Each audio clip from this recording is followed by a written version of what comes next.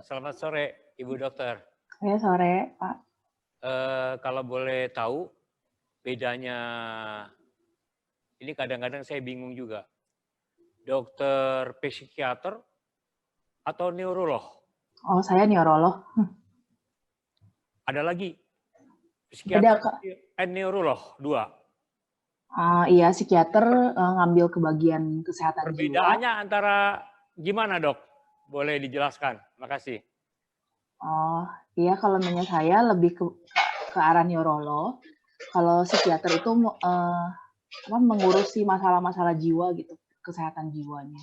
Kalau saya masalah saraf seperti hanya stroke saja, tapi bisa juga seperti low back pain, kemudian ada nyeri-nyeri sendi, otot gitu.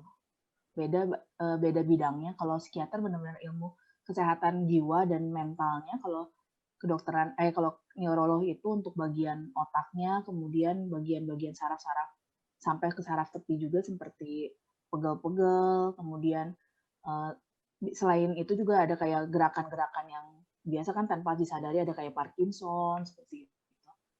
Jadi beda bidangnya. Cuma mirip emang kalau kesehatan jiwa itu kan biasanya juga dipengaruhi oleh kesehatan otak juga gitu. Bisa aja karena stroke dia jadinya ada gangguan jiwanya gitu. Cuma penyebabnya berbeda gitu sama jiwa gitu. Psikiater lebih ke arah mentalnya saja, kalau neurolog lebih ke arah penyebabnya kenapa dia bisa sampai seperti itu. Kejiwaan jadi, Dok, ya? Iya. Kalau neurolog ya? Iya. Iya, ya. Makasih, Dok. Kami persilakan untuk Dr. Syulianti untuk memulai memberikan paparan sore hari ini mengenai stroke ya. Ini memang penyakit yang perlu kita waspadai ya, bukan kita takuti tapi kita harus waspadai ya. Silakan dokter bisa memulai. Oke, selamat sore semuanya. Saya Dr. Syuli, saya residen dari Unpad Pajajaran, RSHS Bandung. Sebentar lagi saya akan memaparkan tentang stroke ya. Saya izin share screen ya. Ya, nggak apa-apa, panggil Bapak Ibu juga boleh. Ya, baik Bapak Ibu. Oke.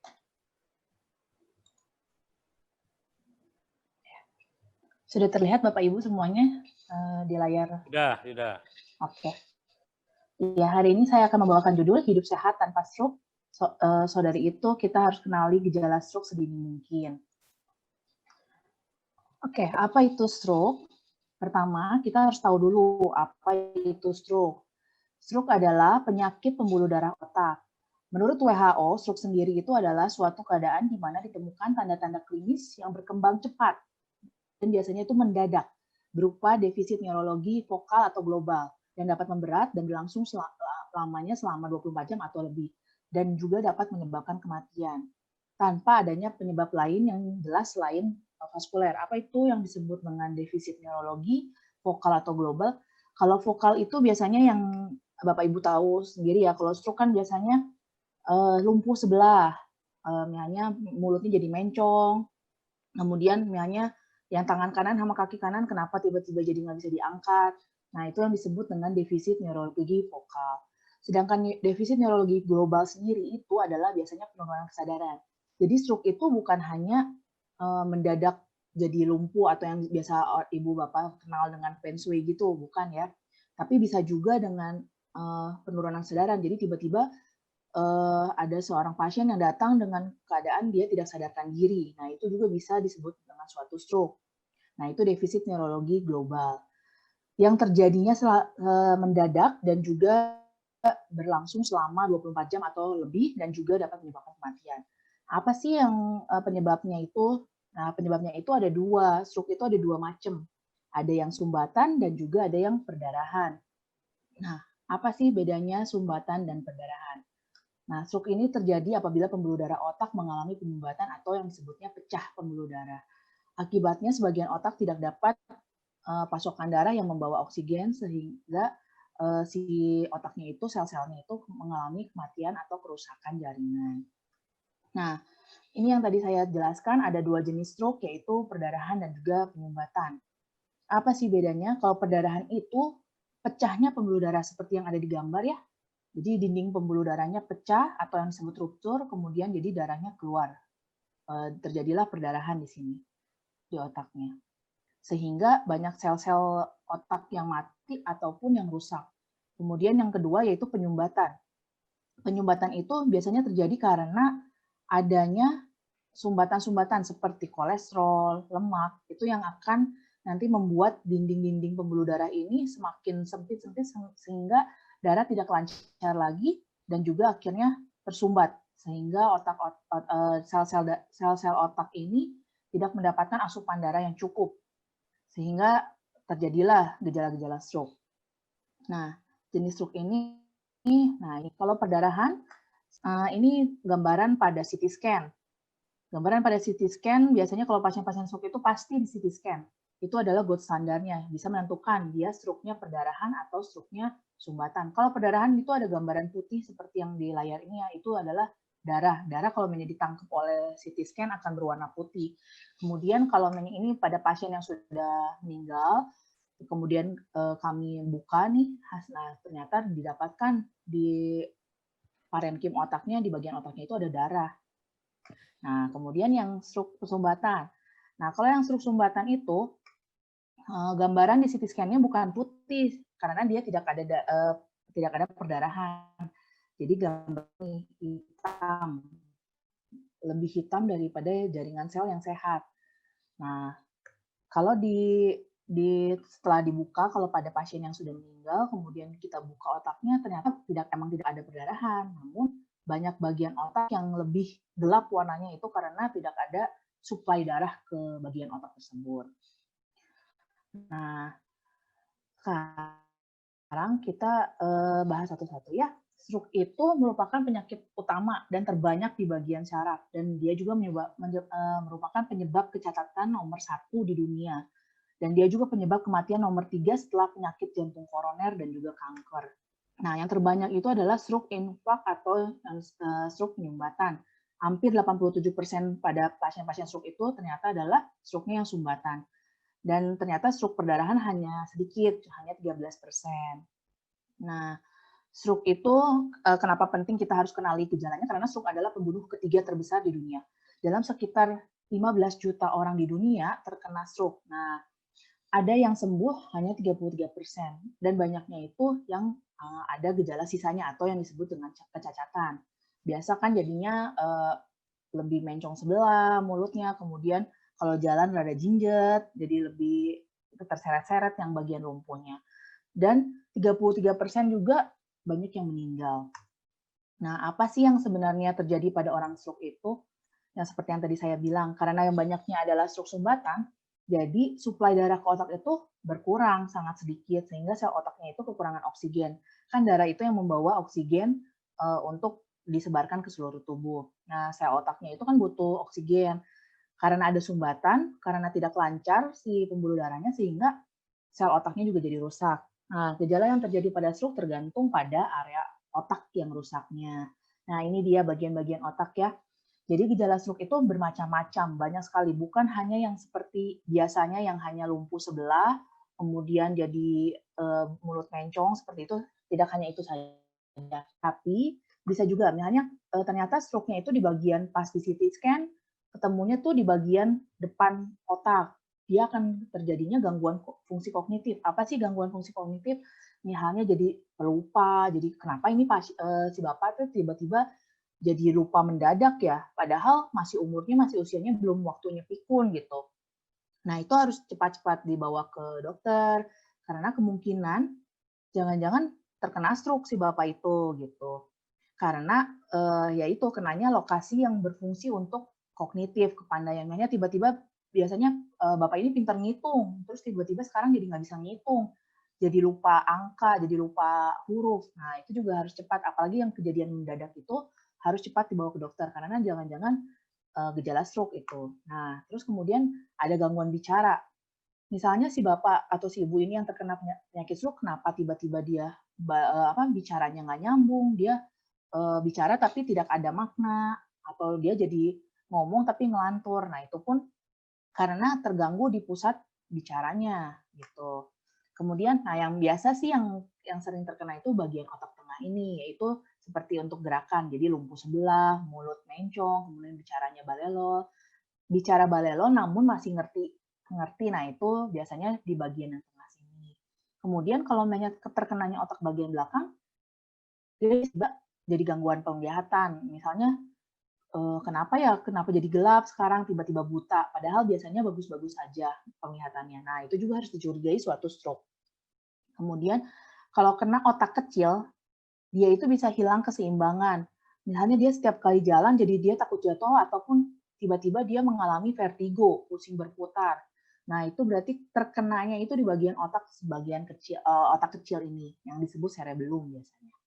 Nah, kemudian kalau terkenanya di bagian dekat telinga, otak bagian telinga atau disebut temporal, dia itu bisa gangguan memori, seperti yang di bagian depan, gangguan fungsi kognitif.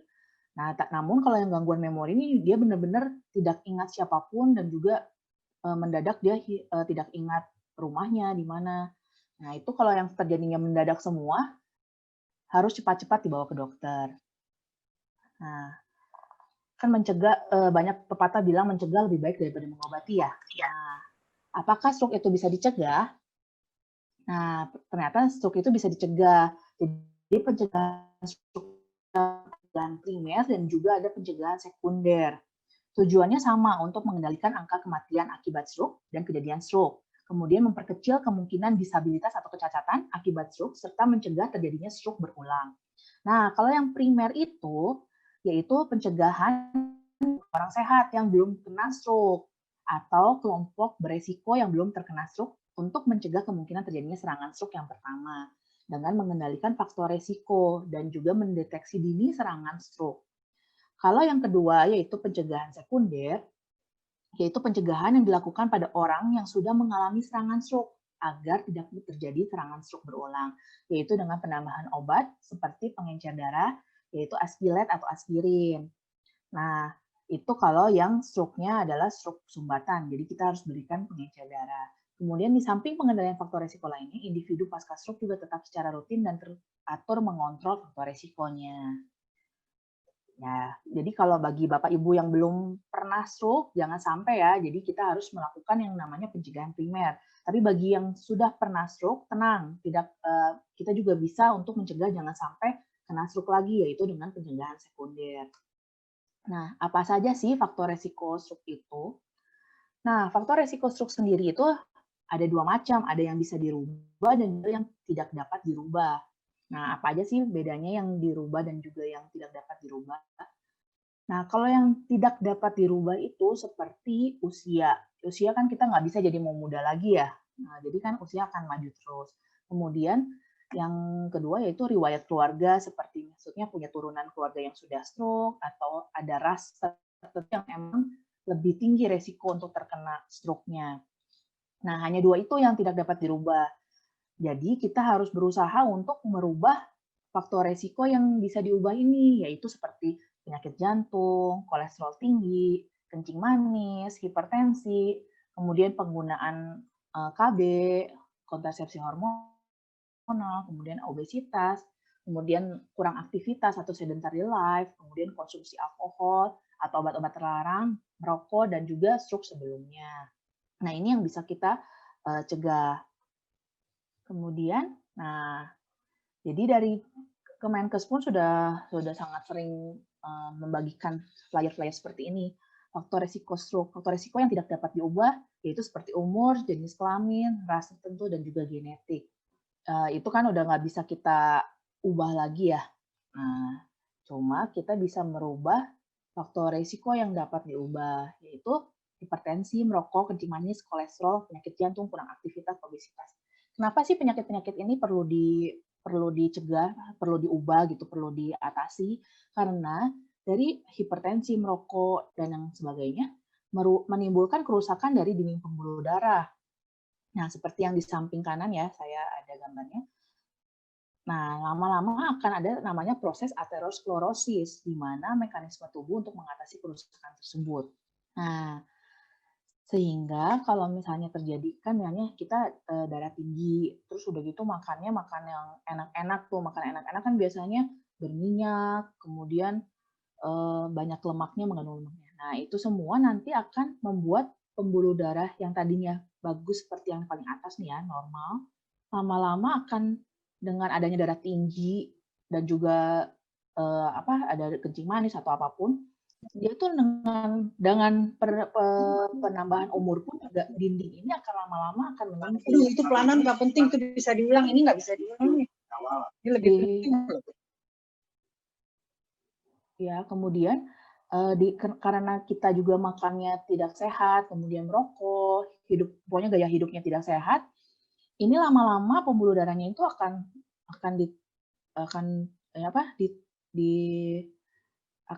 berkumpul ini si lemak-lemak ini, sehingga makin membuat sempit si pembuluh darah ini. Jadi kalau kayak selang, ibaratkan selang, kalau misalnya ada sumbatan kan dia tadinya mancar-mancar bagus, lama-lama tidak akan mancar juga.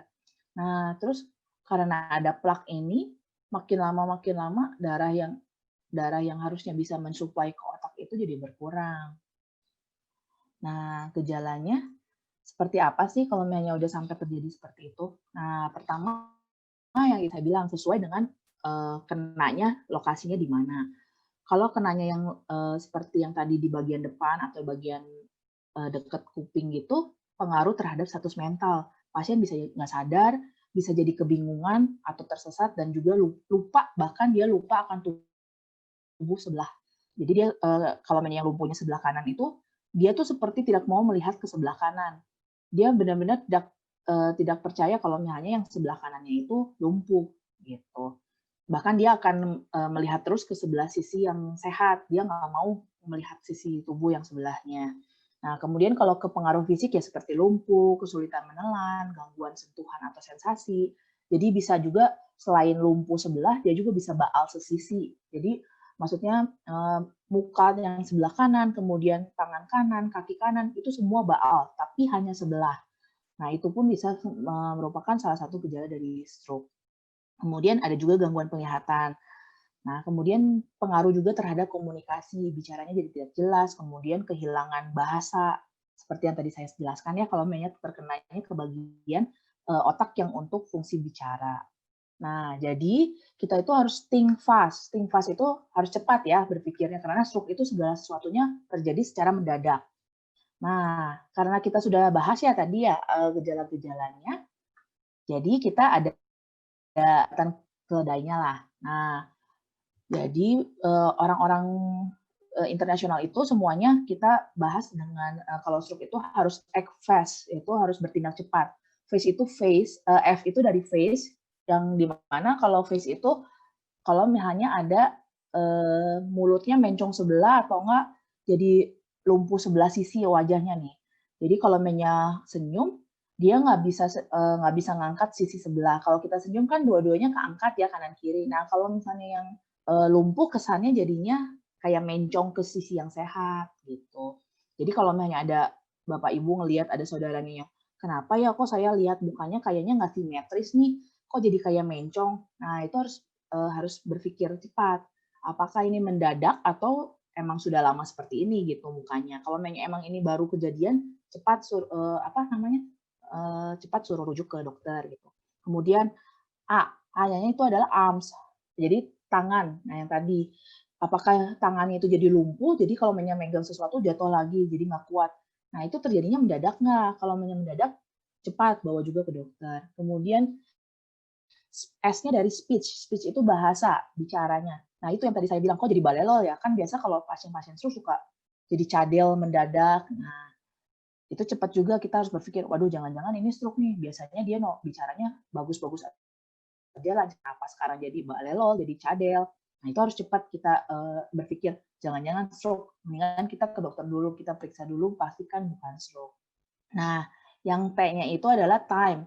Nah, stroke itu kita harus cepat. Jadi cepat langsung minta bantuan. Misalnya kalau kejadiannya di rumah nih, namanya ayah atau ibu kita atau namanya saudara kita pas lihat, loh kenapa ya si mama kok jadinya mulutnya jadi mencong terus kok nggak bisa minum. nggak bisa ngangkat gelas, kemudian kok ngomongnya jadi balelo, cepat itu nggak usah pikir lama, kita langsung larikan ke dokter atau nggak kita panggil dokter gitu.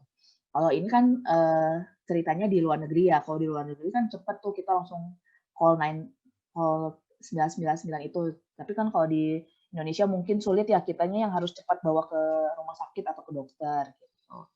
Nah, sekarang baru-baru ini baru ditambahkan lagi, bukan hanya fast aja, tapi yang tadi ditambahkan dengan gejala balance sama ice. Jadi kan tadi stroke yang telah saya bahas juga bisa juga kehilangan keseimbangan, jadi pusing berputar. Nah, sekarang ditambahkan dengan B dan E, BFAST. Oke. Nah, kalau misalnya yang kenapa ditambahkan, karena ternyata stroke itu tidak hanya yang seperti biasa yang lemah sebelah gitu. Ternyata ada kan gangguan keseimbangan.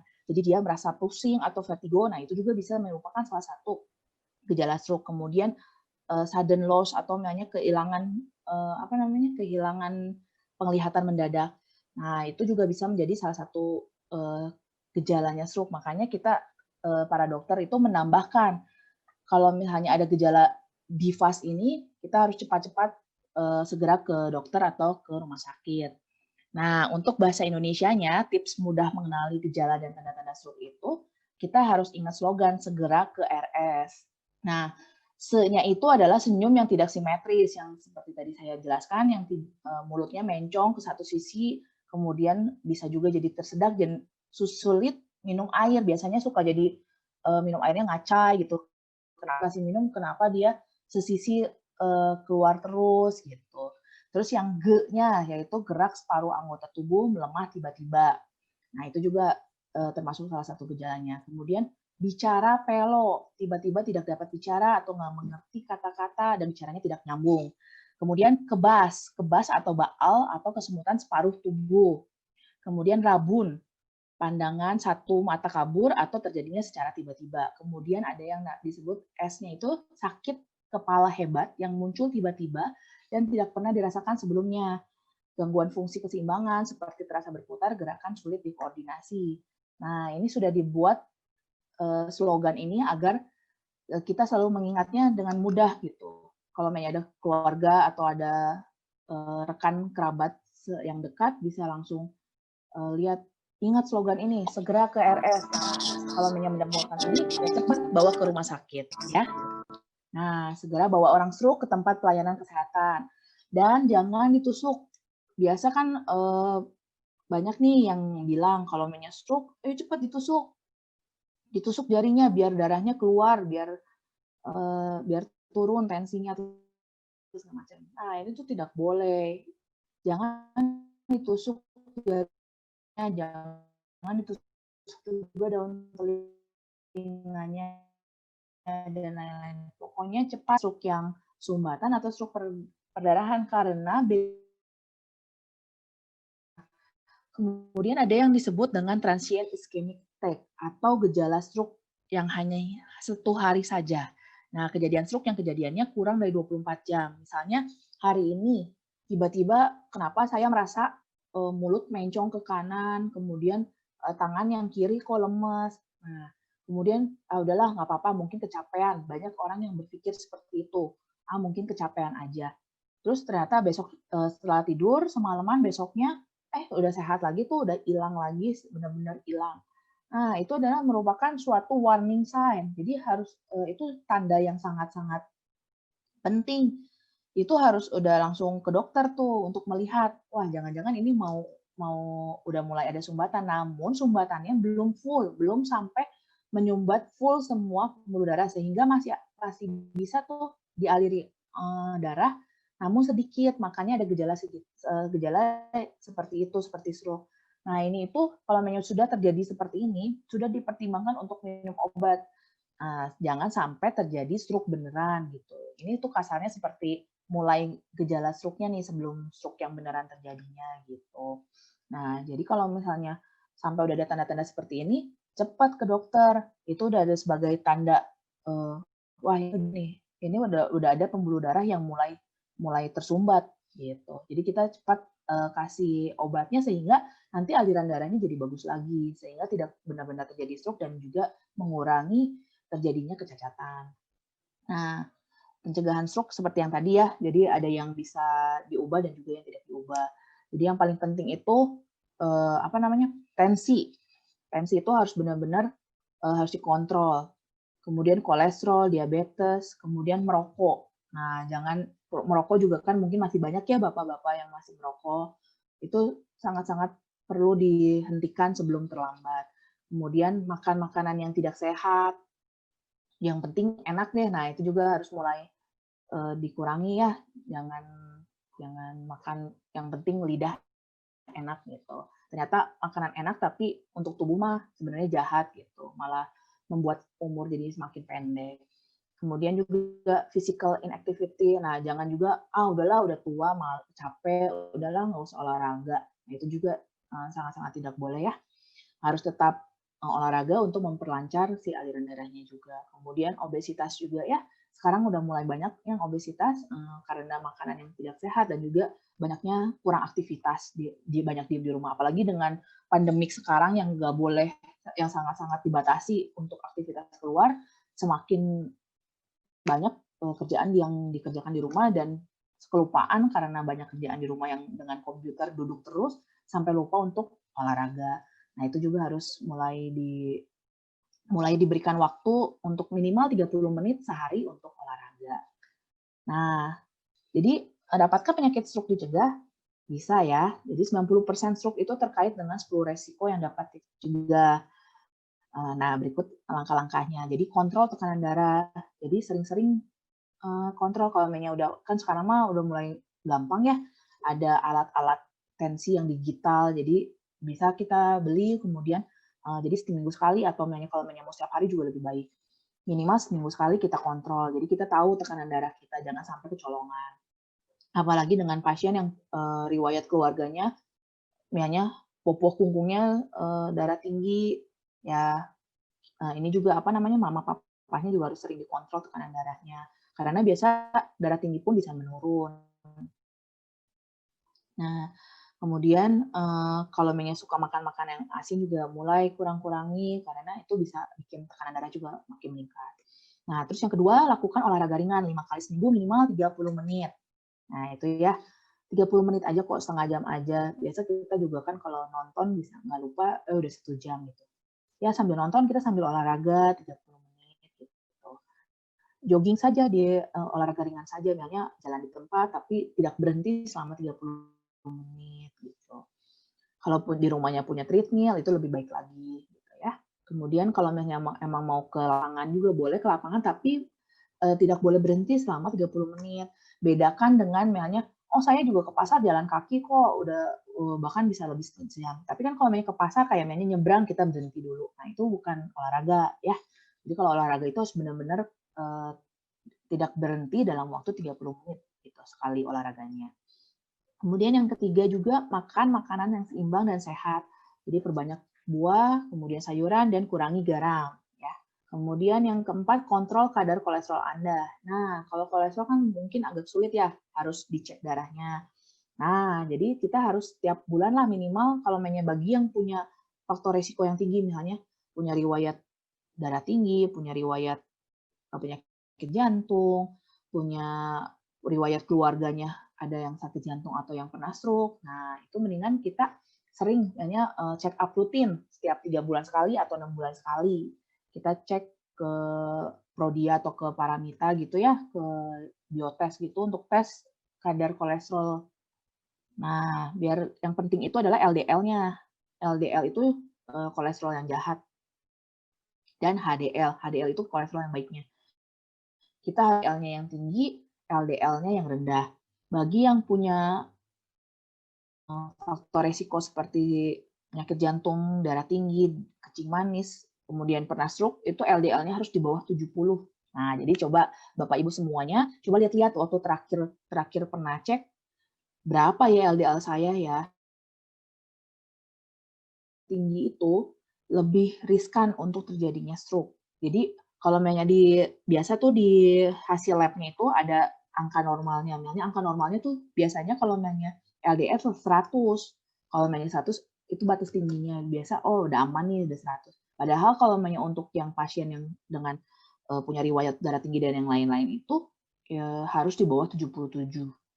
Harus di bawah 70 ya si LDL-nya. Dan HDL-nya harus di atas 40.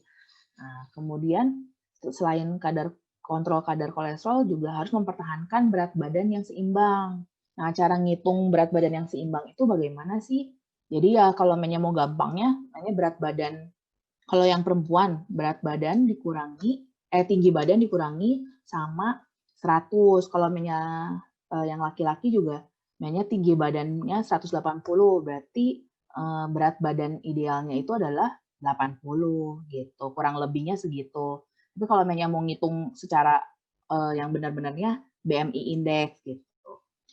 Nah, kemudian yang keenam selanjutnya adalah berhenti merokok dan hindari asap rokok. Nah, bukan hanya yang merokok saja, tapi orang-orang yang dekatnya atau yang disebut dengan perokok pasif pun beresiko untuk terjadinya stroke. Bahkan lebih 2 kali lipat resikonya gitu. Jadi kalau bapaknya masih ngerokok nih, terus susah banget diomongin, ya udah kalau gitu Bapak tolong ngerokoknya di luar, jangan dekat-dekat dengan keluarga gitu. Terus yang paling bahaya tuh biasanya istri-istrinya kan jadinya biasa dekat sama suaminya ya, jadi terhisap juga. Nah itu dia makanya kenapa tolong berhenti merokok, karena bukan hanya orang yang merokoknya saja, tapi orang-orang sekitarnya pun ikutan terkena resikonya gitu. Oke. Terus kemudian selanjutnya adalah tidak mengkonsumsi alkohol, karena alkohol itu pun kalau terlalu banyak diminumnya tidak seimbang gitu. Kalau hanya untuk ada acara minum sedikit sih tidak apa-apa, tapi kalau dia sudah edik dengan alkohol itu bisa meningkatkan tensi dan akhirnya juga merusak juga pembuluh darah dan bisa juga terjadi stroke gitu. Kemudian periksa dan obati penyakit jantung. Jadi kalau Bapak Ibu sudah mulai ada perasaan oh nggak enak dada gitu, jangan diantepin, tapi cepat-cepat datang periksalah ke dokter gitu. Dok, saya mau periksa nih, kenapa ya dada saya kok nggak enak, berdebar-debar rasanya, kemudian suka kayak panas gitu. Itu mendingan dicek dulu, diperiksa di EKG biar tahu apakah ada penyakit jantung atau tidak. Karena kalau misalnya stroke yang diakibatkan oleh penyakit jantung itu akan lebih fatal dan juga stroke-nya sumbatannya akan lebih besar biasa kalau sumbatannya berasal dari jantung. Dan lebih lama mengobati stroke-nya dan juga bahkan bisa menyebabkan kematian. Jadi langsung kena, langsung meninggal. Itu biasa kalau yang dari penyakit jantung. Nah, kemudian selain jantung juga kurangi resiko diabetes. Nah, kalau gula itu gula itu silent killer ya. Dia nggak ketahuan, hanya bisa diceknya kalau misalnya di tes ya. Nah, sekarang juga alat-alat untuk tes diabetes sudah banyak ya untuk di rumah punya gitu. Untuk dicek misalnya 1 bulan sekali lah kita cek gitu gula.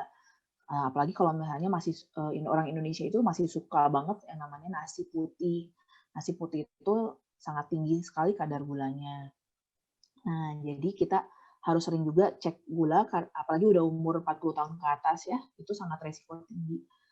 Nah, dari diabetes itu biasanya akan ada komplikasi ke pembuluh darah, sehingga pembuluh darahnya semakin menyempit sehingga tersumbat juga dan akhirnya stroke juga.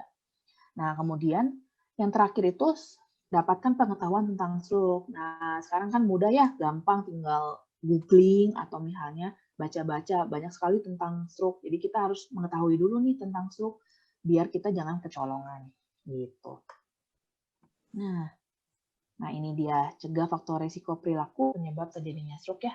1 dari 5 kasus stroke itu akibat obesitas. Nah, setelah dilakukan penelitian survei, 15,% penduduk itu mengalami obesitas di Indonesia. Jadi makin tinggi juga angka-angka untuk terjadinya stroke. Nah, kemudian 1 dari 10 kasus stroke berhubungan dengan yang merokok. Bahkan ini persentasenya agak besar ya, 36,3%. Penduduk usia lebih dari 15 tahun yang merokok. Bahkan dari usia muda itu sudah pada merokok. Perempuan aja usia lebih 10 tahun udah ada yang merokok. Dan juga bisa meningkatkan risiko 1,9% untuk terjadinya stroke. Kemudian 1 juta kasus stroke juga berhubungan dengan konsumsi alkohol yang berlebihan. 4,6% penduduknya lebih dari 10 tahun minum minuman beralkohol. Nah, ini juga bisa bikin jadinya kalau yang udah edik nih, yang udah lebih dari 10 tahun minum minuman alkohol juga bisa bikin resiko jadi stroke. Nah, kemudian 1 dari 4 kasus stroke akibat kurang konsumsi buah dan sayur. Jadi perbanyak ya makan buah-buahan dan sayur. Nah, bagaimana kita mengendalikan resiko stroke ini? Pertama yang tadi, kontrol tekanan darah, kontrol kolesterol, olahraga 30 menit sehari, stop rokok. Nah, yang tadi ya sudah kita bahas. Kemudian, nah kita sekarang bahas satu-satu ya. Nah, hipertensi itu merupakan faktor risiko utama. 70% pasien stroke memiliki penyakit darah tinggi atau hipertensi. Nah, biasanya hipertensi itu nggak bergejala, namun di masyarakat itu masih banyak yang berpikiran kalau misalnya, oh saya nggak sakit kepala kok, nggak mungkin tensi saya tinggi. Nah, padahal salah. Darah tinggi itu nggak ada gejala, bahkan tidak akan menimbulkan sakit kepala. Kalau yang sakit kepala itu biasanya hipertensinya itu udah sampai 200 baru menimbulkan gejala. Kalau masih 160, 150 gitu nggak akan sakit kepala. Makanya darah tinggi itu satu-satunya cara adalah dicek, diukur, bukan dengan oh saya nggak sakit kepala, saya nggak akan darah tinggi gitu, bukan ya. Jadi tolong diubah persepsinya. Kalau hipertensi itu bukannya yang sakit kepala, tapi hipertensi itu tidak bergejala, bahkan tidak sakit kepala sama sekali. Gitu. Kemudian hipertensi ini pun bisa menyebabkan kerusakan berbagai macam organ, yaitu otak, jantung, ginjal. Biasanya kalau ke otak itu ya stroke.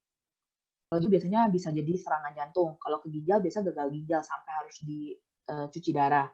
Makanya hipertensi itu merupakan faktor risiko utama yang benar-benar paling sulit dikontrol, yang banyak menyebabkan banyak penyakit-penyakit seperti stroke, kemudian serangan jantung dan juga gagal ginjal. Nah, oleh karena itu hipertensi dikenal sebagai silent killer juga, karena pada jarang ya di tensi gitu kalau nggak ngerasa sakit kepala, udahlah tensi saya mungkin bagus. Nah, itu dia. Makanya satu-satunya cara untuk mengetahui hipertensi adalah dengan mengukur tekanan darah secara teratur. Nah, ini para dokter ini semuanya guideline-nya itu di Joint National Committee ini, JNC8 sekarang itu.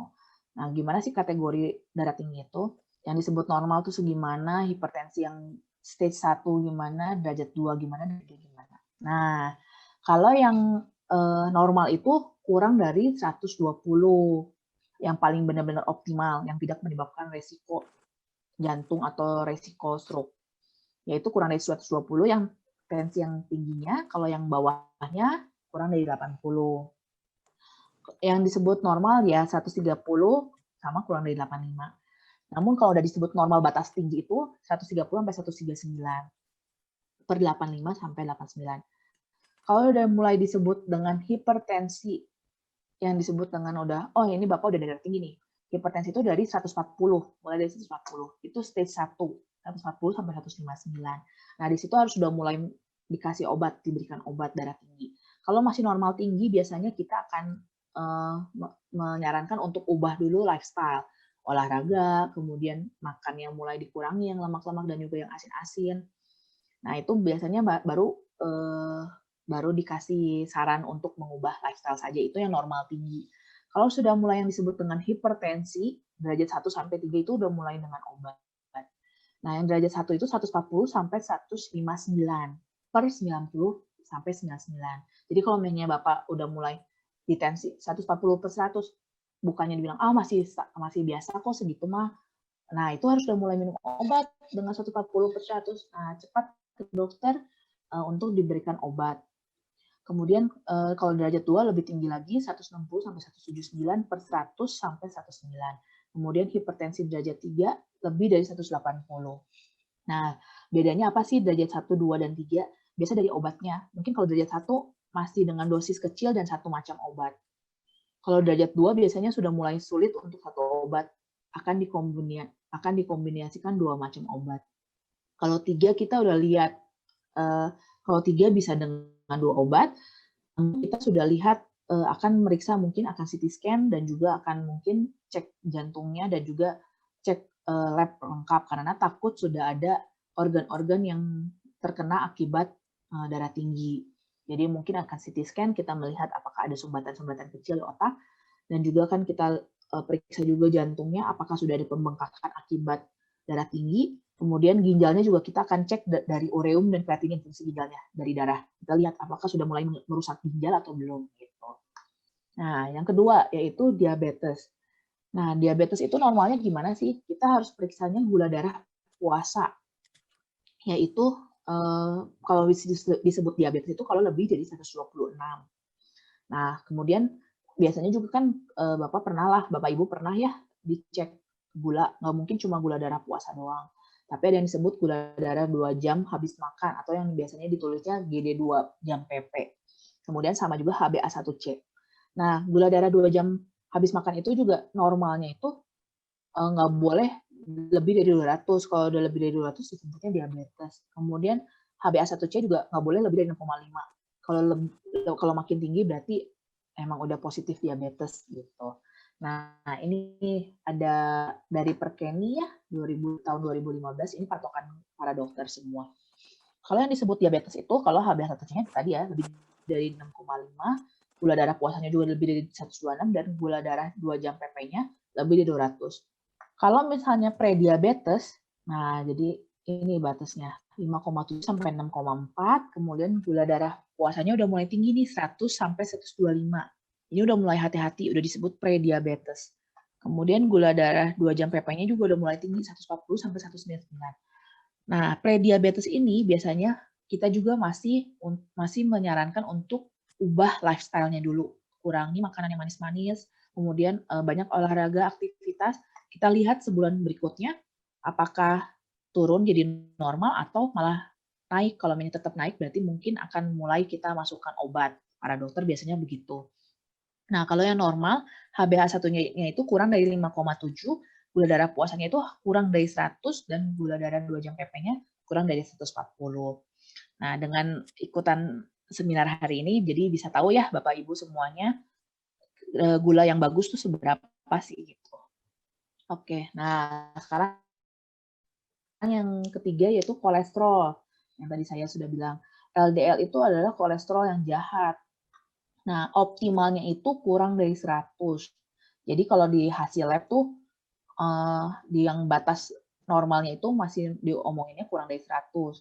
Kalau yang tinggi itu biasanya lebih dari 130 sampai 159. Namun sebenarnya kalau bagi yang punya darah tinggi, punya kencing manis, ini itu LDL harus kurang dari 70. Nah, kemudian HDL atau kolesterol yang baik itu harus yang tinggi. Harus lebih dari 60 itu baru bagus artinya. Kalau kurang dari 40, dia jelek. Jadi, apa sih fungsinya HDL? HDL itu untuk membersihkan si LDL. Jadi, semakin LDL-nya rendah, berarti HDL-nya juga biasanya akan lebih tinggi gitu. Karena HDL yang akan membersihkan si LDL-nya itu. Nah, kemudian total kolesterol dan juga trigliserida. Tapi yang lebih berpengaruh pada stroke itu adalah LDL. Nah, kemudian kita juga punya slogan yang lebih gampang diingat, hidup cerdik mencegah si stroke-nya itu.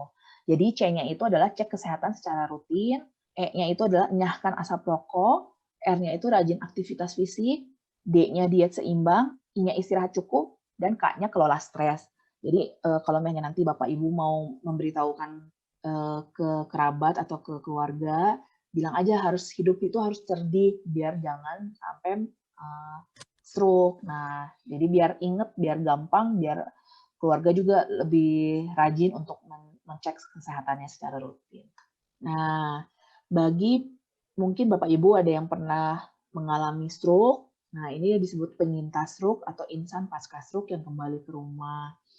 Jadi harus tetap berperilaku hidup sehat walaupun sebenarnya udah pernah terkena stroke. Tapi kan jangan sampai stroke berulang. Karena kalau udah stroke berulang, kecacatan akan semakin tinggi dan juga resiko untuk sampai kematian akan lebih tinggi. Jadi harus tetap berperilaku hidup sehat untuk mencegah kemungkinan stroke berulang.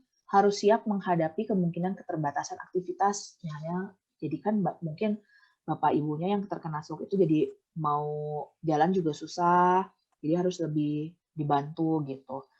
Nah, harus tetap percaya diri dan juga tidak merasa dikucilkan oleh keluarga dan masyarakat.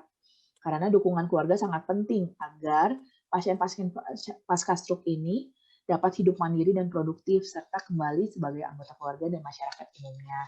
Nah, jadi pada pasien yang sudah stroke itu kan biasanya akan ada kelumpuhan, jadi misalnya jalannya agak susah, agak terseret-seret. Nah, bukan artinya harus didiamkan, jangan ngapa-ngapain nanti takut jatuh atau segala macam, bukan. Tapi harus dilatih, jangan sampai bagian anggota tubuh yang lumpuh itu jadi semakin kaku. Ibaratnya sama seperti pintu, kalau pintu sudah lama tidak dibuka, itu akan kreket-kreket. Nah, itu pun sama yang terjadi pada sendi-sendi di tubuh kita. Kalau kita udah lumpuh, terus makin didiemin karena, udahlah emang nggak bisa apa-apa, udah aja istirahat dulu aja sekarang. Kalau tidak rajin dilatih, ntar lama-lama sendinya pun akan aus kalau bahasa kasarnya ya. Jadi ntar akan menimbulkan kesakitan dan semakin males pasiennya itu, semakin nggak mau gerak, dan itu akan menimbulkan kecacatan yang lebih berat untuk disembuhkannya gitu. Jadi harus tetap fisioterapi, rajin olahraga di rumah, digerakin gitu, biar tidak terjadi kekakuan. Nah, kemarin ini juga Oktober tanggal 29 yang tahun ini tuh kita selalu merayakan namanya World Stroke Day setiap tanggal 29 Oktober tiap tahunnya. Nah, tahun ini kita adalah temanya Join the Movement. Nah, itu dia kenapa kita harus belum pernah harus tetap bergerak, jangan malas bergerak. Karena 1 dari 4 orang dewasa bisa terkena stroke, dan biasanya untuk dengan aktif dia akan mengurangi resiko-resiko stroke.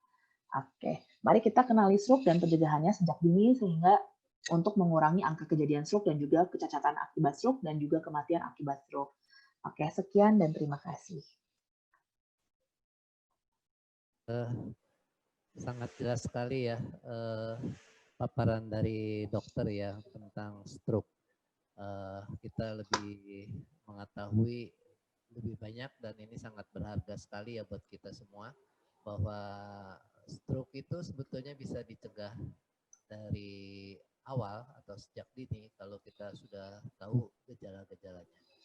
Jadi stroke ini juga tidak mengenal usia ya dok ya. Jadi usia apapun bisa kena stroke ya dok ya. Iya betul sekali.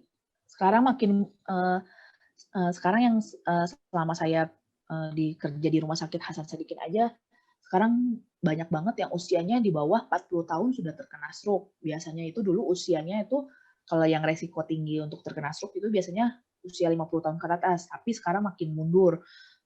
Usia muda pun banyak yang sudah kena stroke, usia 36 tahun. Bahkan usia saya pernah dapat pasien yang paling muda aja 25 tahun sudah terkena stroke. Wow. Ya, kalau mbaknya udah kena stroke itu kan mungkin 25 tahun. Halo ya? Stroke ya. 25 tahun. Iya, iya. 25 tahun pun ada yang terkena stroke. Yaitu tapi biasanya kalau yang 25 tahun akibat kelainan pembuluh darah dan sehingga pembuluh darahnya pecah gitu. Itu pun ada. Kemudian ada juga yang karena dia sudah merokok dari kecil, itu umur 36 tahun sudah terkena stroke, seorang pria. Bayangkan seorang pria yang harus mencari nafkah ya, terus ternyata terkena stroke usia 36 tahun, itu kan usia-usia yang produktif ya untuk mencari nafkah gitu. Sedangkan dia terkena stroke sehingga ya dia cacat, kemudian jadi harus mengorbankan keluarganya juga ya gitu. Jadi makanya kenali gejala-gejala stroke itu dari dini sehingga kita bisa mencegah jangan sampai terkena stroke-nya gitu. Ya, jadi dengan kehidupan new normal ini setelah COVID itu sebetulnya membuat kita itu hidup lebih sehat ya dok ya. Dimana kita dianjurkan untuk setiap hari itu olahraga setengah jam minimal ya untuk sambil jemur atau ya sambil jalan atau naik sepeda gitu ya. Itu merupakan suatu hal yang baik buat tubuh kita ya untuk mencegah, mungkin salah satu untuk mencegah stroke juga kali ya dok ya. Nah, Iya, benar sekali. Betul. Ya kalau misalnya ada yang mau ditanyakan boleh silakan. Ya, Sesi tanya jawab. kita sekarang coba open untuk sesi tanya jawab ya.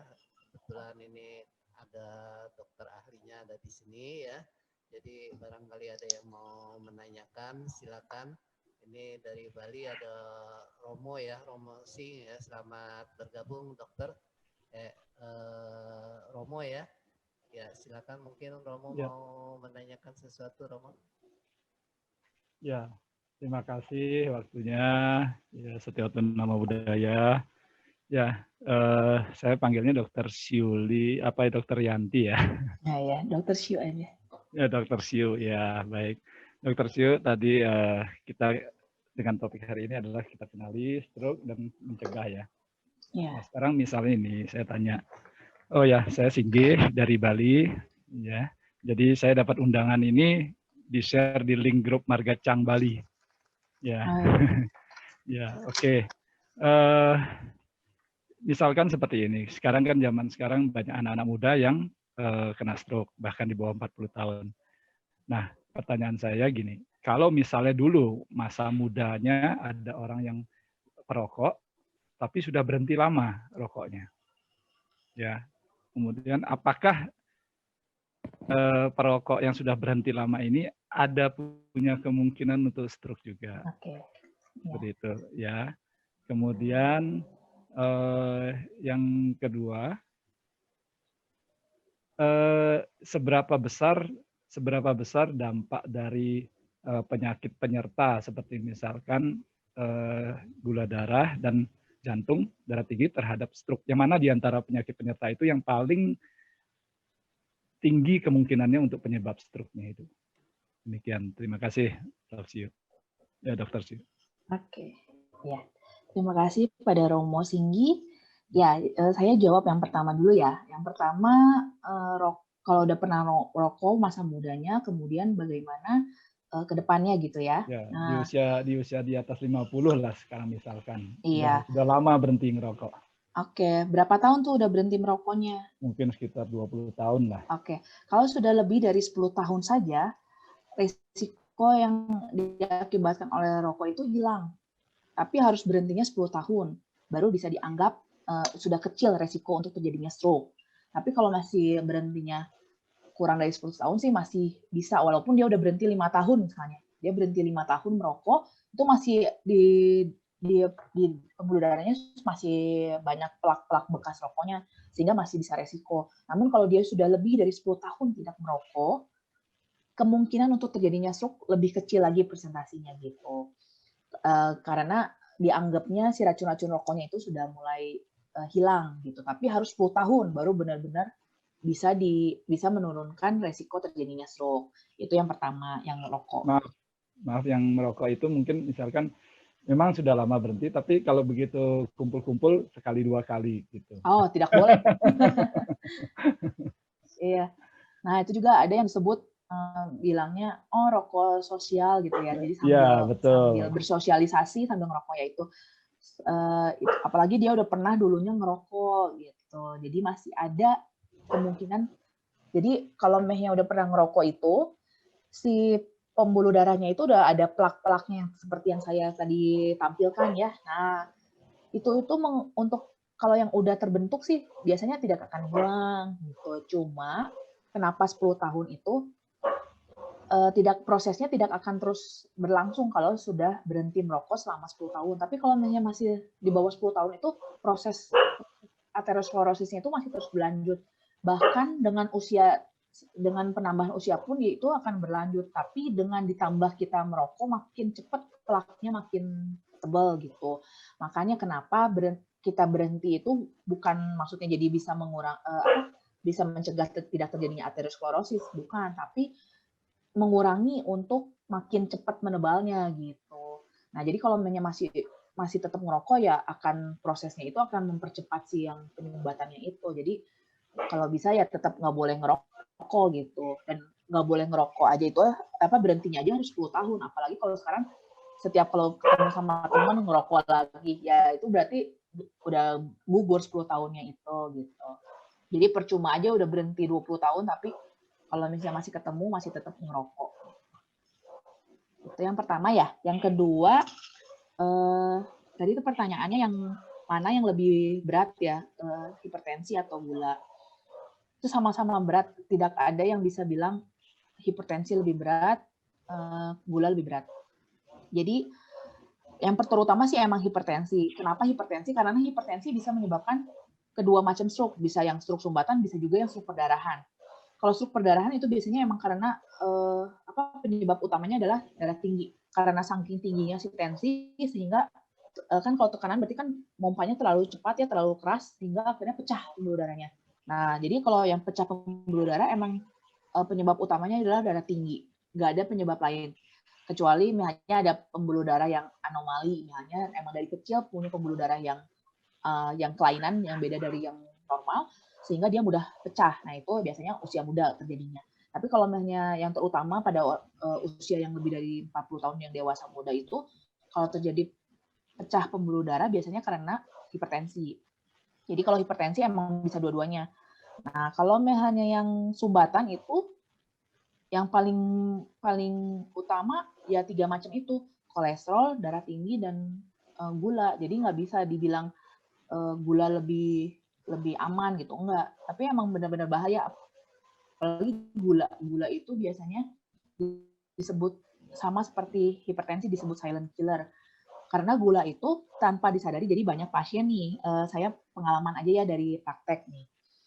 Pasien-pasien dikonsulkan dari penyakit dalam karena punya riwayat gulanya sangat tinggi, pernah sampai 500 atau 300 ke atas. Kemudian menanyakan konsul ke bagian saraf, ke neurologi, menanyakan apakah ada tanda-tanda stroke. Kemudian kita periksa, ternyata pasiennya itu tanpa disadari senyumnya itu kurang simetris, tidak seperti yang di foto KTP-nya. Jadi saya selalu minjem foto KTP. Foto KTP, coba saya lihat KTP-nya, ternyata senyumnya itu kurang simetris, dan ternyata pas di CT scan banyak sekali, bukan satu, tapi banyak sekali sumbatan-sumbatan kecil. Nah, itu yang biasanya yang disebabkan oleh gula. Jadi kalau punya gula itu, biasanya kadang kita nggak ngerasa, nggak ada kelemahan kok, nggak ngerasa ada mencong, nggak ngerasa ada lumpuh. Ternyata pas di CT scan, banyak sekali sumbatan-sumbatan kecil.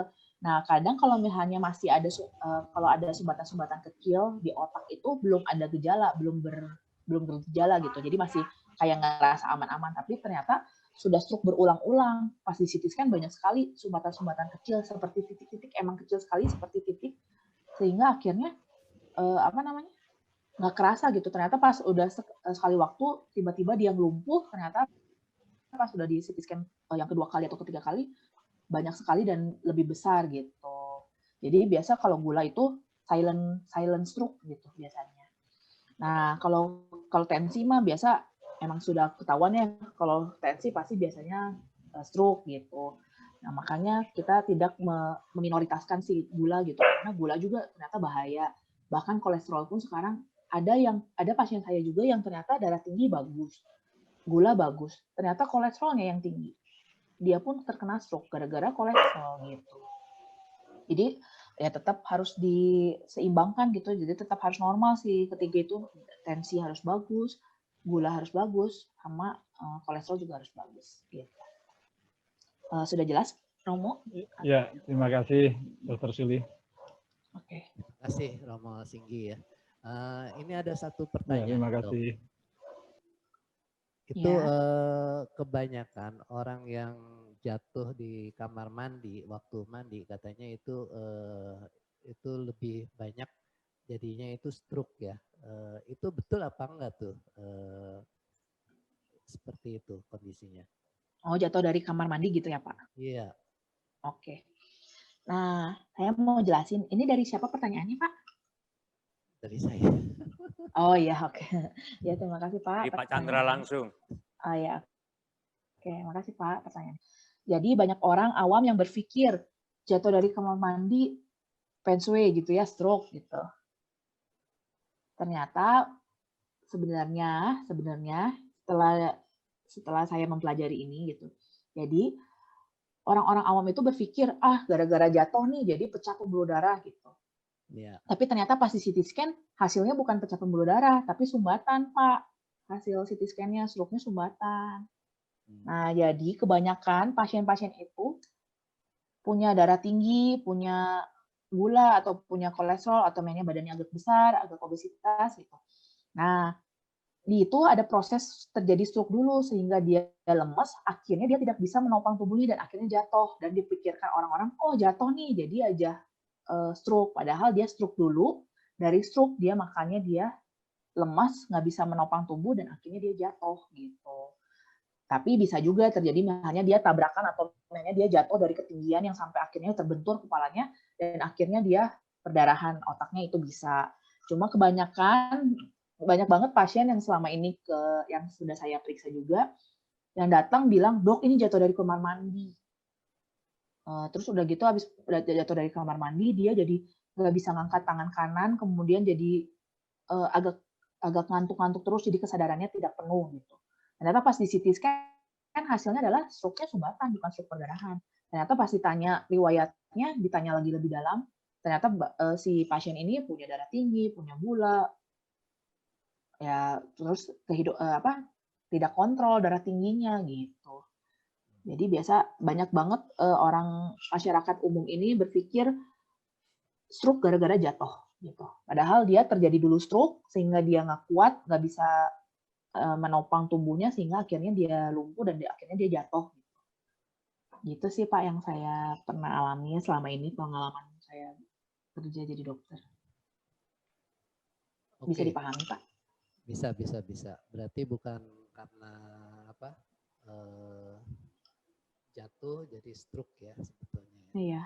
Kemudian juga ada ini dok, ada pertanyaan dok, bahwa stroke itu mana yang lebih bahaya, karena sumbatan atau karena pecah pembuluh darah itu. Nah, kalau saya dengar tadi pembahasan dari dokter bahwa kalau penyumbatan itu lebih langsam ya untuk ke stroke ya daripada kalau pembuluh darah otak itu pecah ya, itu langsung stroke ya dok ya, seperti itu atau gimana? Oke, iya siap. Oke, terima kasih pertanyaannya. Jadi yang mana yang lebih bahaya? Dua-duanya sih bahaya ya. Stroke mah bahaya, nggak ada yang stroke ringan gitu. Gejalanya mungkin ada yang ringan, tapi namanya stroke itu berbahaya karena stroke itu menyebabkan kematian. Apa bedanya si perdarahan sama si sumbatan? Kalau perdarahan biasanya terjadinya mendadak juga, tapi dia akan lebih jelek gejalanya. Jadi dia biasanya kalau yang pecah tuh, kalau pecah pembuluh darah, biasa dia akan lebih nggak sadar, kemudian kayak yang sakit berat, kemudian kayak yang akan lebih parah dan juga lebih banyak menyebabkan kematian. Itu yang perdarahan. Tapi kalau misalnya dia cepat ditangani dan cepat dibawa ke rumah sakit, kemudian diberikan penurun tekanan otaknya, terus diberikan penurun tekanan darahnya, itu akan bagus. Kalau misalnya dia survive dalam 5-7 hari pertama setelah kejadian, itu akan lebih bagus keluarannya. Jadi maksudnya nanti pas sembuhnya itu biasa gejala sisanya lebih sedikit daripada yang sumbatan. Tapi gejala awalnya itu lebih bahaya, lebih menakutkan bagi pasien gitu. Tapi kalau yang gejala sumbatan, kalau yang stroke-nya sumbatan, gejalanya itu lebih ringan kelihatannya. Cuma pasien tetap sadar, kemudian masih bisa ngegerakin, tapi udah mulai kerasa, kok saya kalau mainnya mau ngangkat gelas atau apa, jatuh lagi. Biasanya gejalanya kesannya seperti ringan. Tapi kalau yang sumbatan itu prosesnya terus berjalan. Si sumbatannya itu akan terus makin, si plak-plak yang tadi digambar yang pembuluh darah itu akan semakin terus-terusan terus-terusan berjalan gitu, nggak akan hilang gitu. Dan akhirnya biasanya kalau yang stroke sumbatan itu makin lama dia akan merasakan, kenapa saya kok tadinya awalnya lumpuhnya cuma nggak bisa ngangkat gelas gitu, makanya ngangkat gelas jatuh, kenapa sekarang makin berat jadi malah mau ngegerakin aja makin susah. Nah itu yang sumbatan. Jadi kalau sumbatan biasa kecepatannya lebih tinggi daripada yang perdarahan. Tapi kalau perdarahan biasanya kalau tidak cepat ditangani, kalau perdarahan biasanya saat itu juga bisa sampai meninggal gitu. Kayak gitu perbedaannya Pak. Jadi nggak bisa diomongin yang mana yang lebih bahaya gitu. Dua-duanya juga bahaya kalau stroke gitu. Cuma dari gejalanya aja. Kalau gejalanya yang perdarahan itu kayak langsung menakutkan gitu, kayak oh pasien nggak sadar, aduh jangan-jangan ini udah sebentar lagi meninggal gitu. Biasanya kalau yang perdarahan kayak gitu. Tapi kalau perdarahan bisa survive itu lebih bagus, angka kecacatannya lebih rendah daripada yang pasien-pasien yang sumbatan. Cukup bisa dipahami, Pak? Cukup jelas. Mungkin ada peserta, ada yang mau menanyakan tentang pembahasan hari ini? Sambil nunggu yang lain dari Margacang ataupun saudara-saudara dari yang sedang mengikuti Zoom ini, kebetulan ada dokter yang pakar sekali dalam soal yang saat ini sedang dibahas. Boleh kami tanya, Ibu Dokter, antara stroke itu disebabkan oleh darah tinggi yang tadi dijelaskan, diabetes maupun kolesterol. Nah ini untuk mengurangi segi supaya jangan terlalu tinggi, adakah obat-obatan atau makanan yang disarankan oleh Ibu Dokter atau olahraga apa yang perlu dilaksanakan? Begitu, terima kasih. Dan satu lagi untuk darah tinggi itu, saya punya teman itu, dia nggak tahu genetik atau gimana, dia tidur itu sulit sekali. Untuk tidur 4 jam, 5 jam semalam itu udah merupakan suatu hoki buat dia katanya. Waduh, kalau saya, kalau nggak 7 jam udah pusing menurut saya, Dok. Dia hanya 5 jam itu udah, kalau orang kita ngomong udah suatu keuntungan menurut dia. Tinggi sekali dia. Tiap hari makan obat terus. Nah, itu pertanyaan saya, obat-obatan atau makanan apa yang disarankan untuk mencegah jangan sampai stroke ini terjadi. Begitu, terima kasih. Oke. Baik, Pak. Terima kasih pertanyaannya. Jadi, pertama, makanan apa dan aktivitas olahraga apa yang sebaiknya dilakukan ya? Betul. Jadi kalau makanan itu, yang tadi sudah dijelaskan ya, makan banyak buah-buahan dan juga sayuran. Sebenarnya tidak ada yang, kalau di kedokteran itu tidak ada yang kayak, kan banyak ya di masyarakat yang bilang, aduh makan bawang-bawangan tuh, bawang daun di jus atau seledri di jus biar nurunin tensi. Kalau kita sih, kalau kedokteran, pertama lifestyle, jadi harus seimbang. Segala sesuatu itu makannya harus seimbang. Kalau yang paling utama menyebabkan dia darah tinggi itu bukan hanya garam. Emang garam yang pertama yang sangat tinggi, garam yang berlebihan. Tapi bukan artinya tidak memakai garam kalau masak gitu. Tetap harus pakai garam karena tubuh pun butuh natrium. Kandungan garam itu adalah natrium. Jadi bukan artinya jadi nggak, kalau kita masak udahlah takut darah tinggi jadi nggak pakai garam. Bukan gitu, tapi kadarnya yang dikurangi gitu. Kemudian makan makanan sayur-sayuran dan juga buah-buahan. Buah-buahan itu yang bagus itu bukan yang mateng banget, karena dengan yang mateng banget kadar gulanya akan meningkat, jadi bisa bikin malah resiko gula malah jadi diabetes. Makan buah-buahan itu sehari itu bagusnya itu yang tidak boleh yang sama warnanya. Misalnya pagi apel, kemudian sore pepaya gitu. Karena kan buah banyak warnanya tuh. Kalau bisa yang bervariasi sehingga tidak jadi vitaminnya juga keambil semua dan juga tidak, kalau mainnya pepaya terus seharian, mainnya pagi pepaya, siang pepaya, malam pepaya, itu malah jadi menimbulkan penyakit yang baru, yaitu mungkin bisa jadi kencing manis gitu, jadi diabetes. Nah, untuk menurunkan darah tinggi sebenarnya bukan hanya dari makanan saja, tapi harus juga ada aktivitas olahraga, yaitu biasa yang bagus untuk darah tinggi itu jogging. Jogging selama 30 menit itu sudah cukup. Bahkan jogging itu manfaatnya bukan hanya untuk darah tinggi saja, tapi untuk jantung gitu. Kemudian kalau yang makanan sih semuanya yang penting dalam batas normal dan juga seimbang, tidak berlebihan gitu. Intinya sih itu. Kemudian kadar garam dikurangi. Itu sih yang bikin tensi turun, bukan harus mengkonsumsi seledri yang di jus berapa banyak gitu. Enggak sih, nggak ada kayak gitu ya kalau dari kedokteran mah gitu. Semuanya harus seimbang gitu kalau makan. Dan olahraga yang penting, dan juga kontrol stresor. Misalnya kita hari ini kerjaan berat, terus kemudian ada masalah atau apa, kita harus bisa kendalikan stres kita gitu. Karena dengan stres, dengan pikiran yang terus-terusan dipaksakan, itu juga bisa menaikkan tekanan darah. Jadi emosi. Jadi selain makanan dan juga olahraga, ada juga mental, kesehatan mental itu penting. Dan juga gimana kita mengendalikan emosi gitu.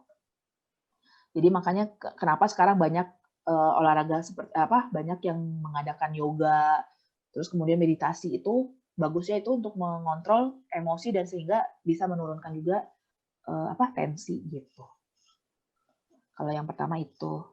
Nah, itu juga harus dicari penyebabnya. Nah, sekarang juga neurologi kebetulan sedang mengembangkan sleep laboratory. Jadi banyak banget pasien-pasien yang banyak mengalami gangguan tidur. Jadi tidurnya, jadi banyak macamnya gangguan tidur itu. Ada yang sulit untuk memulai tidur, ada yang sulit untuk mempertahankan waktu tidurnya. Nah, itu bermacam-macam. Ada juga yang tidur tapi tidak nyenyak sehingga ada nightmare, ada segala macam gitu. Itu semua kita harus cari dulu penyebabnya apa. Ya, kalau disebut genetik itu terakhir banget kalau sudah tidak ketahuan si penyebabnya gitu. Jadi menurut saya sih kalau bisa teman Bapak itu diperiksa dulu gitu. Konsultasi kepada dokter syaraf yang bagian sleep untuk mengetahui kenapa ya nggak bisa tidurnya gitu. Kan dia bilang tidurnya hanya sebentar ya, udah 4 jam udah hoki gitu ya. Nah, itu mungkin ada pemicunya, mungkin ada masalah yang dari emosi atau dari pikirannya yang belum beres gitu atau gimana. Nah, itu harus dikonsultasikan. Dan juga bisa juga kalau dari yang kedokteran itu akan dicek kadar melatonin dan juga kadar kortisol. Nah, itu melatonin itu adalah hormon yang yang dibutuhkan untuk bisa pasien itu tidur dengan nyenyak gitu, melatonin. Nah, itu bisa dikonsulkan dulu, ntar bisa dicek kadar melatoninnya. Dia jangan-jangan melatoninnya rendah nih sehingga dia nggak bisa tidur, atau nggak mungkin kegiatan sehari-harinya, misalnya dia lebih aktif malam hari, jadi sehingga waktu tidurnya udah kacau atau udah terganggu gitu. Atau misalnya lingkungan tidurnya bagaimana, karena gangguan tidur itu banyak sekali penyebabnya dan juga banyak sekali faktor-faktor yang mempengaruhinya. Misalnya ruangan tidurnya, kamar tidurnya gimana, apakah ada jendela besar yang sehingga kalau misalnya ada cahaya masuk, dia langsung, kalau ada cahaya itu kadar melatonin langsung turun dan akhirnya kita bangun. Mana biasanya makanya kenapa kalau pagi-pagi kita kalau udah mulai ada cahaya kita akan terbangun. Nah, kalau tidur itu kan harus gelap. Kenapa bagusnya gelap? Karena memaksimalkan si melatoninnya itu keluar dengan bagus gitu. Nah, kita harus tahu dulu penyebabnya apa pertama. Dan gangguan tidur itu pun bisa menyebabkan stroke. Gangguan tidur bisa menyebabkan stroke juga loh. Ya. Oke. Sudah keluar di depan layar Bapak Ibu semuanya? Udah Dok, udah. Nah, ini dia biasanya gangguan tidurnya yaitu sleep apnea dan juga mendengkur. Itu meningkatkan resiko stroke 2-3 kali lipat dan bisa dihubungkan dengan terjadinya hipertensi dan juga diabetes. Nah, ini dia. Mungkin ini jadi banyak juga yang bertanya, gimana nih kok saya nggak bisa tidur aja? Nah, yang paling sering itu gangguan tidur kan tadi saya bilang banyak banget ya. Tapi yang paling sering yang menyebabkan stroke itu adalah sleep apnea obstructive atau sleep apnea sentral. Apa sih yang disebut dengan sleep apnea? Biasa itu kalau mainnya gejala yang ringannya tuh pasien kalau misalnya tidur ya suka ngoroknya keras banget, tiba-tiba batuk, bangun. Nah, itu tuh sebenarnya sudah bahaya, bukan, kan orang-orang suka berpikir, dia ngorok tidurnya enak banget nih, tidurnya nyenyak sekali gitu. Kayaknya dia kecapean terus sehingga dia sampai ngorok. Ternyata tidur dengan ngorok itu tidak sehat, tidak bagus gitu. Biasa apa sih faktor yang menyebabkan hal ini? Itu adalah kelebihan berat badan dan juga mungkin emang kelainan mulutnya aja lebih kecil gitu sehingga dia bisa ngorok seperti itu. Nah, sebenarnya dengan ngorok itu oksigen yang masuk itu kurang sehingga makanya dia bisa mengeluarkan suara ngorok itu, dan suatu saat nanti dia akan terbangun kayak kaget, "Hah!" kayak gitu. Nah, itu tuh udah sampai benar-benar kekurangan oksigen sekali sehingga dia terbatuk, dan akhirnya untuk itu respon tubuh untuk ini kekurangan oksigen nih, makanya dia perlu batuk sehingga dia bangun dan akhirnya dia nafas kembali gitu. Nah, biasanya kita atasi dengan cara tidurnya miring, nggak boleh tidur telentang. Gitu, kalau misalnya ada gangguan tidur seperti ini. Kemudian karena kenapa sih bisa jadi stroke-nya? Ya itu, karena kekurangan oksigen, lama-lama kan jadi aliran darahnya yang ke otak juga kurang lancar, jadinya ke otak juga nggak nyampe tuh oksigennya. Nah, makanya dia akan ada sumbatan juga di otak karena kekurangan oksigen, nanti akan lama-lama si sel otaknya akan lama-lama mati dan akhirnya sumbatan juga gitu. Makanya gangguan tidur juga penting ya, kita ketahui juga ini teh bisa tidur nggak sih pasien teh, maksudnya Bapak Ibu bisa tidur nggak? Karena kalau nggak bisa tidur juga biasa pasien yang tidak bisa tidur juga tensinya akan naik keesokan harinya gitu. Kalau yang udah usia-usia ke atas gitu, usia 50 tahun ke atas, kalau tidak bisa tidur pasti besok paginya biasanya kalau di tensi akan agak meningkat gitu. Jadi makanya gangguan tidur juga bisa meningkatkan resiko stroke 2 sampai 3 kali lipat gitu. Bagaimana Pak, sudah menjawab? Bagus sekali paparannya dan penjelasannya sangat berguna. Terima kasih, Pak. Bisa kami sampaikan kepada kawan maupun saudara, terutama ini gangguan ngorok nih.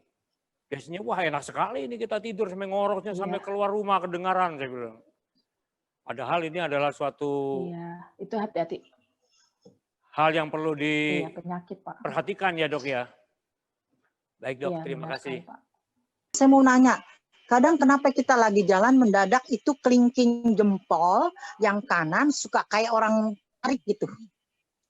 Karena apa? Gimana Bu? Kelingking jempol, kaki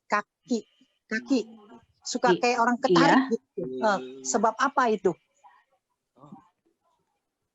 Kelingking kakinya ya Bu ya? Ya, yang bukan kelingking, yang jempolnya, jempol kaki gitu. Kayak orang ketarik gitu. Mungkin itu kram, Bu. Iya, kayak ketarik. Kalsium. Ya, tapi hanya kaki jempol saja kan ya? Iya, kadang-kadang jempol. Terus kemarin temen bilang dia juga kadang-kadang pahanya kayak orang berjalan. Ada apa itu gue berjalan? Paha kiri. Seperti ada sesuatu yang berjalan. Kalau malam hari tidur dia lempengin badan. Kayak ada yang berjalan. Kedut-kedutan gitu ya, di Bu? Di paha kiri. Seperti ada yang berjalan. Oh iya. Kayak gatal-gatal jalan itu. Kenapa ya? Iya, oke. Kalau yang pertama, yang kenapa kalau jalan suka seperti ada yang jempolnya ketarik itu, kemungkinan itu adalah kram. Kram itu biasa disebabkan oleh kadar kalsium yang rendah di dalam tubuh. Biasanya akan menyebabkan banyak otot-otot yang kram. Tapi itu harus dicek dulu. Kalau dengar dari cerita Ibu, kalau lagi jalan kemudian suka kayak ketarik, kayak kram gitu, itu biasanya kalsiumnya yang rendah, kadar kalsium. Coba mungkin minum, kemungkinan kan harus diperiksa dulu ya. Kalau dengar dari cerita sih sepertinya itu, cuma harus diperiksa dulu lebih tepatnya maksudnya apa sih, kenapa, jangan-jangan emang ada kesleo atau gimana gitu. Tapi kalau misalnya dengar dari Ibu hanya seperti demikian, mendadak, yang paling pertama dipikirkan adalah kurangnya kalsium, bisa bikin di otot-otot jadi cepat mudah kram gitu. Terus yang kedua, kalau yang ada seperti berjalan-jalan di otot itu banyak sekali penyebabnya. Bisa emang mungkin kecapean, ototnya masih kontraksi, atau mungkin ada penyakit yang disebut motor neuron disease, tapi itu harus diperiksa lagi lebih jauh gitu. Itu namanya fasikulasi kalau yang biasa suka otot-otot bergerak-gerak gitu. Cuma itu harus diperiksa langsung, harus diperiksa, kita harus lihat dokter gitu. Apakah benar yang disebut jalan-jalan itu adalah si fasikulasi itu, kedutan itu atau bukan? Karena itu penyakit serius juga kalau misalnya ternyata sering sekali muncul si kedutannya itu gitu. Ada sesuatu yang salah di saraf bagian motoriknya. Kalsium itu ada yang namanya kalek susu biasanya yang kandungan kandungan yang banyak itu susu. Kalau vitamin D itu untuk mengaktifkan si kalsiumnya. Nah, jadi percuma kalau kita minum susu atau makan kaleng tapi tidak tidak ada vitamin D. Nah, vitamin D itu aktif juga kalau misalnya terpapar oleh matahari. Jadi kalau misalnya kita minum vitamin D banyak tapi tidak dijemur juga, tidak aktif itu vitamin D-nya itu, sehingga kalsiumnya juga untuk penyerap kalsiumnya juga tidak baik gitu. Tapi kalau banyak kekurangan kalsium biasanya kalek sih, susu gitu. Yang paling tinggi kan biasanya susu. Gitu. Coba aja dulu minum susu yang berkalsium, tapi jangan yang jangan yang high sugarnya, cari yang low sugar. Susu apa tuh yang cocok? Kira-kira yang bagus? Merek apa? Oh, kalau merek mah saya juga kurang apal ya. Tinggal lihat aja kandungannya kalsium yang agak tinggi, tapi dia yang low sugar. Biasanya sih kan Anlin yang terkenal untuk tulang gitu, untuk kalsium gitu. Iya. Itu yang tadi dibilang kayak seperti di paha gitu, lagi tidur kira-kira baru 10 menit kata teman saya, ini kayak ada sesuatu yang berjalan, gatal berjalan itu di paha. Itu sebetulnya saraf apa ya? Syaraf itu. Saraf, itu di saraf. Banyak pasien yang kayak gitu. Mendingan dicek lebih cepat karena kalau banyak kelamaan nanti lama-lama si ototnya akan mengecil. Itu biasanya sarafnya. Cek apa namanya itu? Langsung ke dokter syaraf aja, nanti bilang aja keluhannya adalah kedutan yang sering muncul di otot. Gitu ya. Nanti diperiksa lebih lanjut, takutnya ya penyakitnya itu gitu. Tapi kalau memang bukan, ternyata misalnya dia gatel atau dia ada rasa gatel, mungkin ada alergi atau apa. Tapi kalau memang suka diomongin berjalan-jalan kedutan itunya, kemungkinan sih ya itu vasikulasi itu gitu. Nanti harus diperiksa dulu sama dokter, dilihat apa benar kedutan seperti yang saya maksud atau bukan. Gitu ya.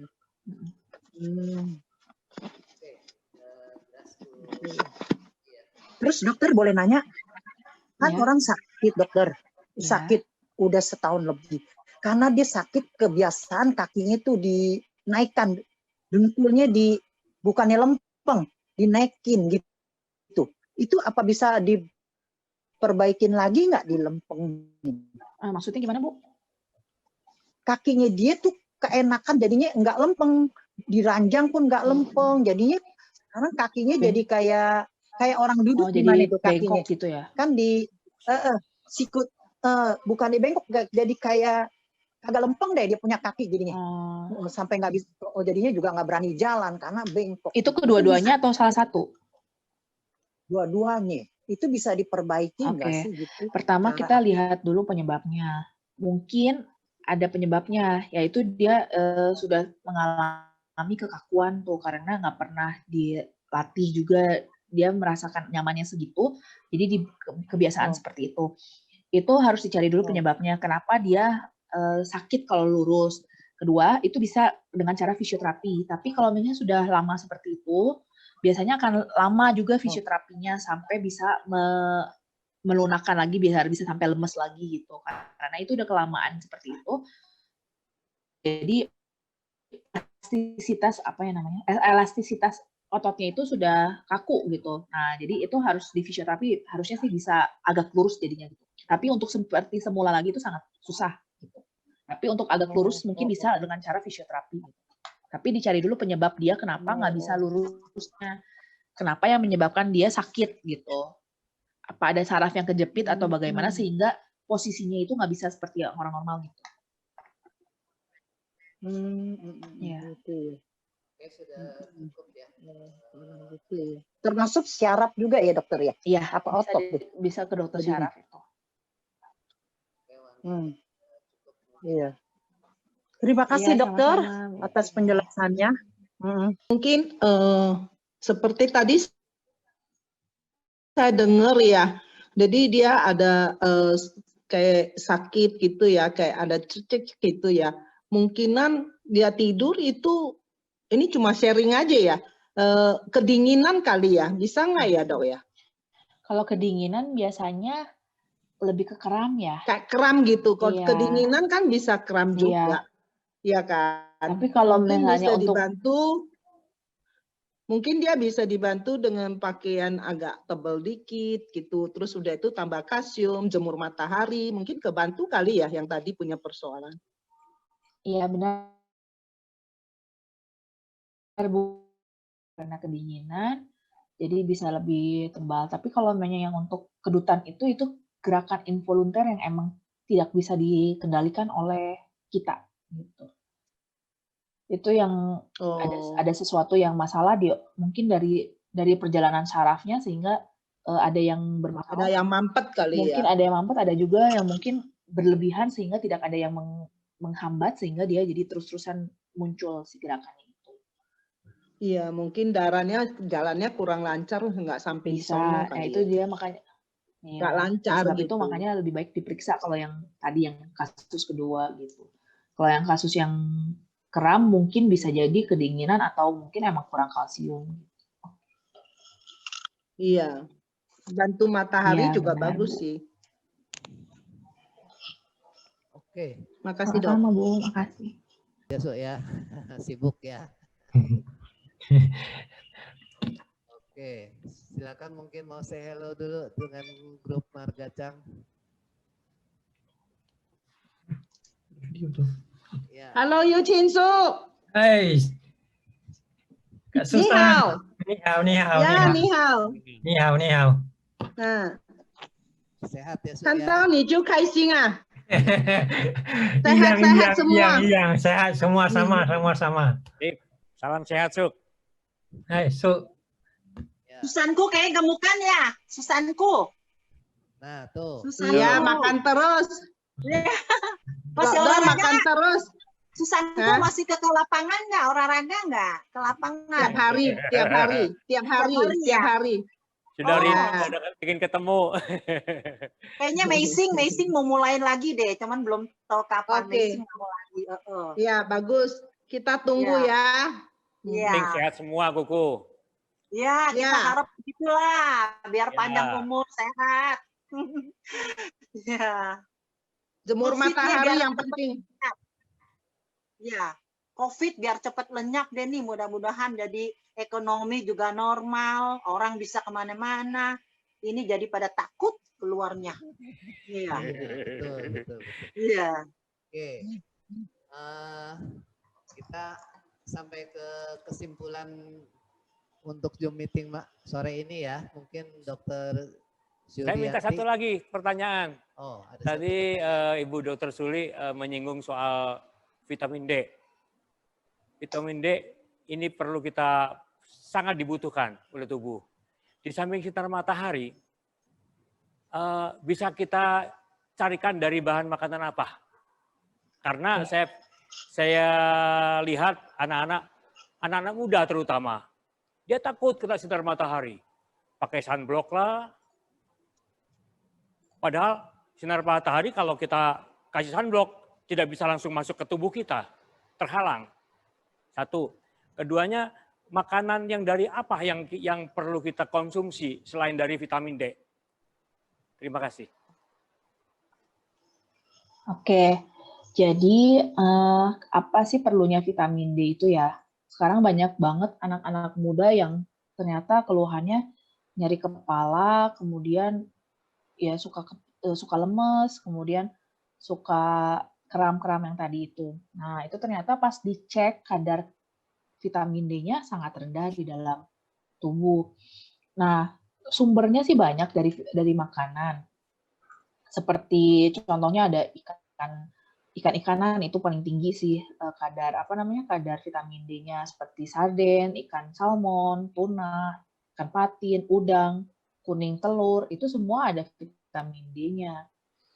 Tapi dia tidak akan aktif jika tidak terpapar oleh matahari. Jadi matahari itu sebagai sebagai pengaktif untuk si vitamin D-nya diubah sehingga bisa dipakai oleh tubuh gitu. Jadi percuma kalau misalnya kita banyak makan makanan yang mengandung vitamin D namun tidak berjemur, namun tidak terpapar matahari gitu.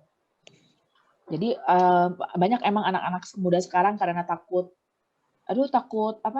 hitam nanti, takut kulitnya jadi gosong atau gimana gitu ya. Sebenarnya itu sangat tidak baik ya, harusnya mah tetap terpapar. Bahkan terpapar matahari itu harusnya sebenarnya seperti orang bule yang benar-benar pakai bikini itu, karena kalau kita pakai baju yang terserap pun berkurang gitu. Jadi harusnya emang dengan baju aja gitu hanya 30%-an yang terserap oleh kita matahari itu. Jadi emang kalau bagusnya emang lebih terbuka kalau misalnya untuk berjemur. Cuma kan kalau di Indonesia kita nggak mungkin juga di depan rumah kita pakai baju-baju yang sangat pendek-pendek gitu ya. Cuma sebisa mungkin kita setengah jam untuk berjemur gitu di pagi hari. Itu bagusnya paling bagus itu jam 9 sampai jam 10 gitu. Kalau emang jam 12 itu udah nggak bagus mataharinya gitu. Jadi vitamin D sumbernya banyak banget yang tadi saya bilangnya ada di ikan-ikanan, di kuning telur. Tapi kalau misalnya nggak terpapar matahari ya tidak bagus gitu, tidak aktif si vitamin D itu. Dan sekarang sudah banyak sekali di lab-lab di laboratorium kita bisa mengecek si kadar vitamin D-nya gitu.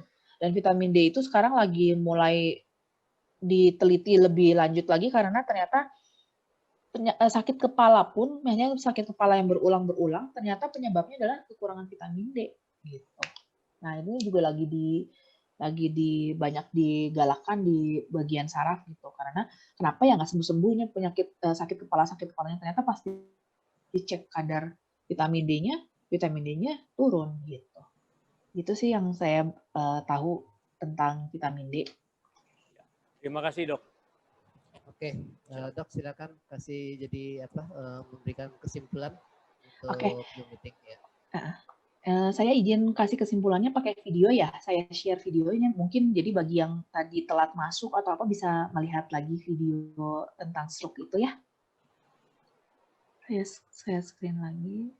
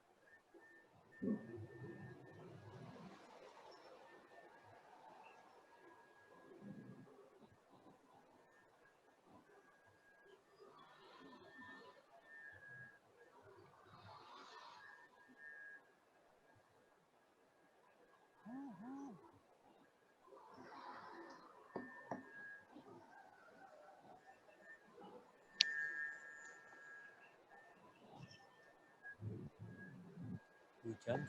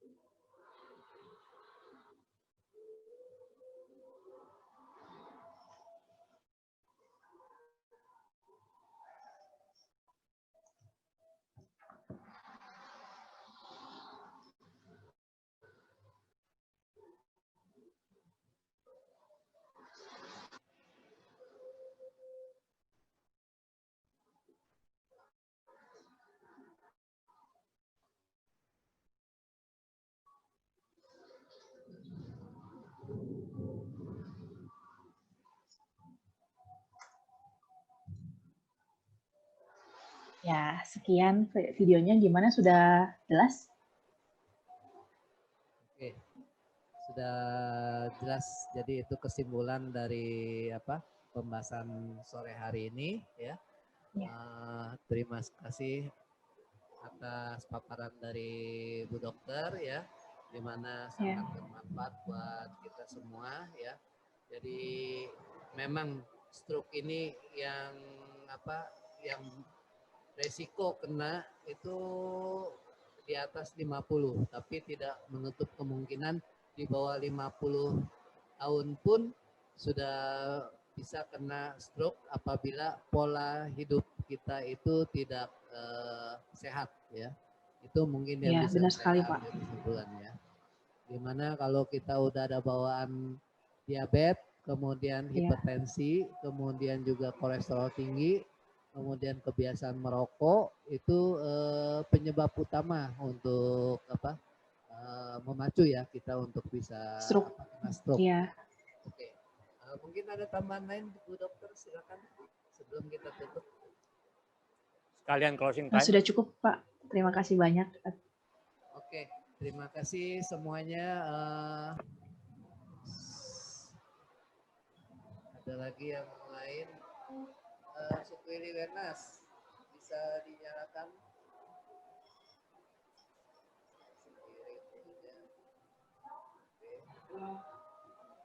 Baik, kita foto bersama ya. 1, 2, 3. Oke. Baik ya. Terima kasih semuanya. Terima kasih semuanya yang sudah hadir ya. Dan kita akan share juga dalam bentuk YouTube ya. Pertemuan Zoom sore hari ini kita akan share dalam bentuk YouTube ya. Terima kasih atas kehadiran semua peserta dan selamat sore. Kita ketemu lagi nanti bulan Desember, bulan terakhir di tahun 2020 ya. Oke, terima kasih semuanya. Salam sehat. Salam sehat semuanya. Terima kasih semuanya. Terima kasih juga untuk Bu Dokter atas paparannya sore. Ya, salam sehat. Ya, salam sehat semuanya, sehat semuanya. Terima kasih atas kesempatannya juga. Terima kasih semuanya. Terima kasih. Xie xie. Kangen, puji syukur ya.